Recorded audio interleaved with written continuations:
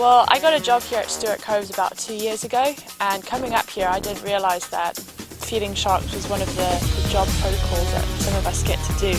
And I just got lucky enough one day where they needed a tall blonde to feed sharks, and I went out on the boat and one of the guys kind of showed me what to do and said, okay, there you go Liz, and that's how I got into it.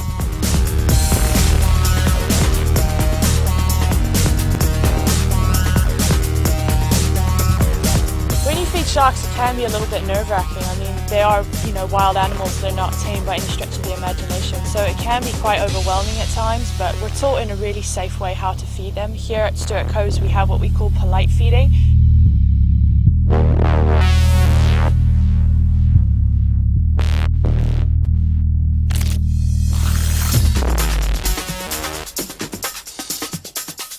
It can be a little bit nerve-wracking, I'm not going to lie, especially when you're right in the feeder bed and you're holding onto the bait box and the sharks are coming in from all different directions trying to get the bait.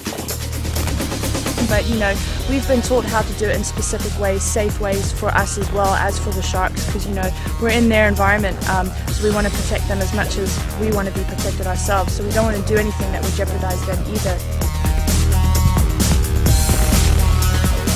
Feeding 35 Caribbean reef sharks when you're the one in control for just a couple of minutes is pretty cool.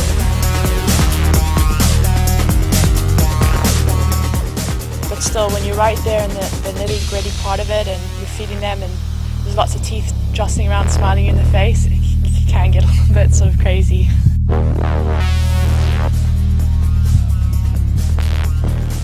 It does get a little bit itchy sometimes, but it's a really good adrenaline rush.